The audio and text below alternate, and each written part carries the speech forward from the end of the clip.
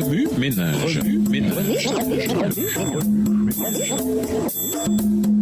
Bienvenue dans votre émission. Remue ménage. Nous voilà au mercredi 27 avril. Quel est votre MFQ? Lisons 1 Corinthiens 10, le verset 31. 1 Corinthiens 10, verset 31. Soit donc que vous mangiez, soit que vous buviez, soit que vous fassiez quelque autre chose, faites tout pour la gloire de Dieu.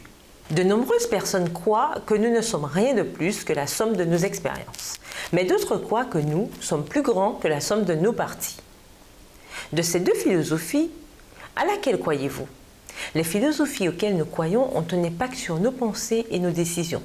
Si tout n'était que le produit du hasard, alors il serait parfaitement inutile d'essayer de comprendre la bataille entre le bien et le mal.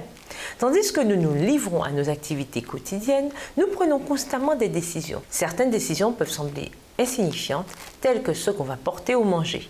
Cependant, la Bible enseigne que tout ce que nous faisons a de l'importance et devrait être fait pour la gloire de Dieu.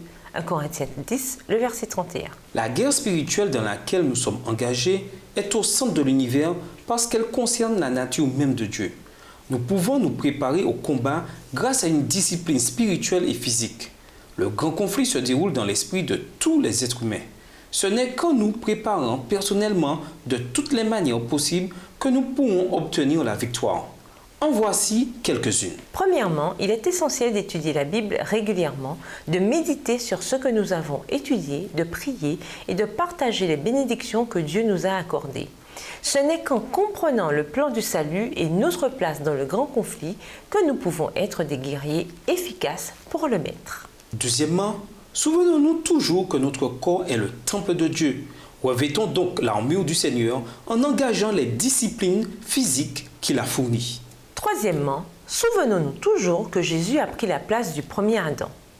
Jésus a vécu une vie sans péché et il est mort sur la croix pour que nous puissions être sauvés, recouverts de sa justice.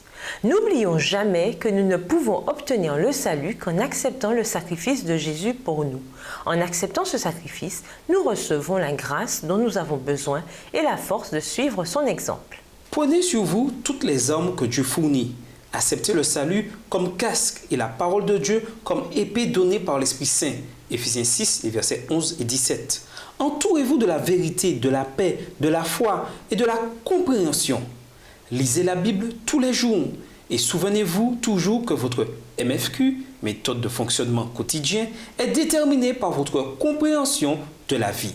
Si vous croyez vraiment que Jésus-Christ vit dans le temple de votre corps, alors assurez-vous que cela se voit dans vos habitudes et vos priorités.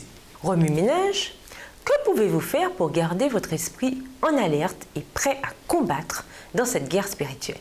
Quelle est votre promesse biblique préférée? En quoi se rapporte-t-elle au grand conflit? Au revoir. Et à demain si Dieu veut. Remue ménage.